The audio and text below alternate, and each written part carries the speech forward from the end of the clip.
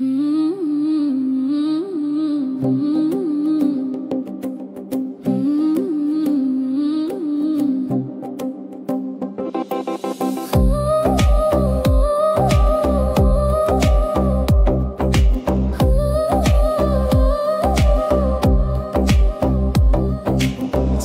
বিভাগ দিতেই হবে না পাওয়া এই অধিকার।